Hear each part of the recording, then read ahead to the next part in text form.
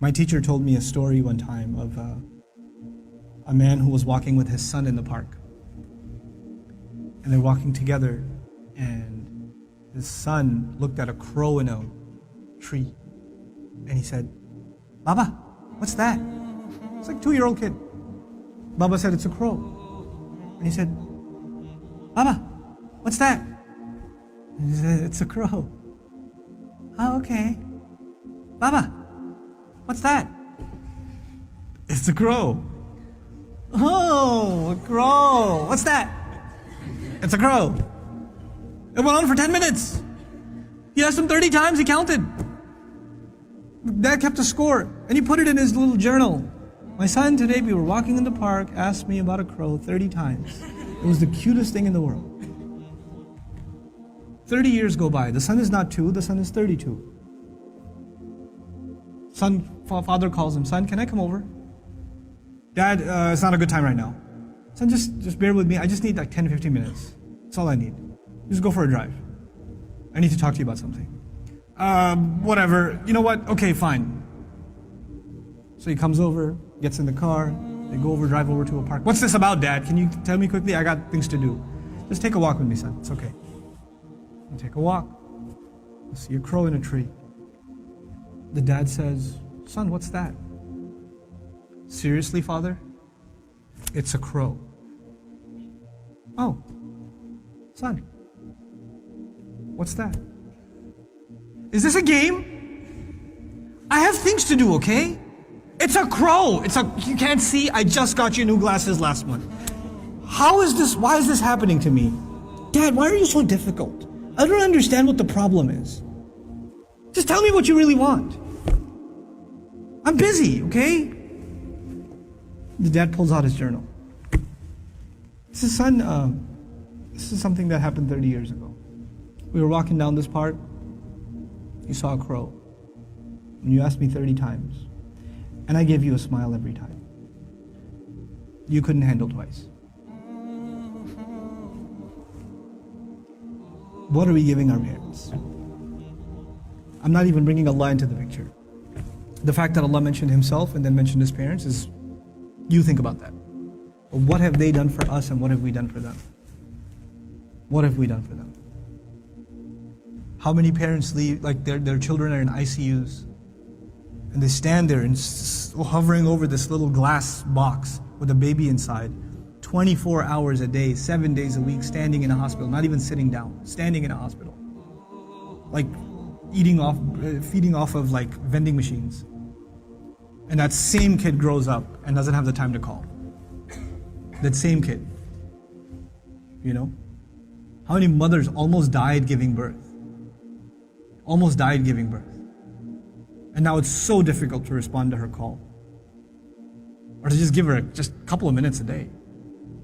Just let her feel a little important. You know how unfair that is, that you were the most important thing to them and they are so insignificant to you? How unfair that is? You know? They carry that pain with them every day, that I am nothing to my children. I mean nothing to them, worthless to them. You know, they have no time for me. When something is worth something to you, it gets your time. Most of you at this age, you want to just get away from your parents. You just want to be with your friends. You want to be on your own. You just don't want to be with your parents. You know? You develop this crooked habit now, and it will only get worse over time. Our parents have very, very, very strong emotions. They're very protective of us. For them, you won't know this until you become a parent. For them, it doesn't matter when you turn 60, you're still their baby. They still remember changing your diaper. They still remember feeding you milk. They still remember burping you and cleaning up after you peed in the back seat. They still remember that. You don't remember that, they remember that. My son won't remember that. I was like, "I gotta go. Then all of a sudden he stops complaining. I'm like, oh, time to roll down the windows.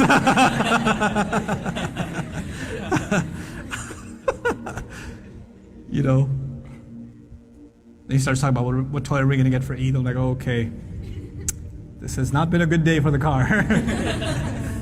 But when he's graduating college and when one day he's getting married and one day he has his own, he's not going to remember that. But guess who'll never forget?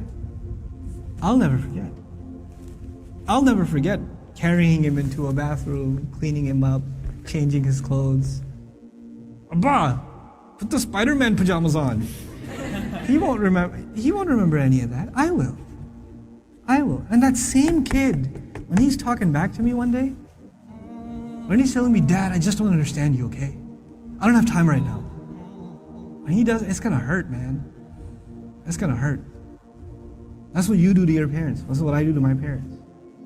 They were our life. They gave up their life for us.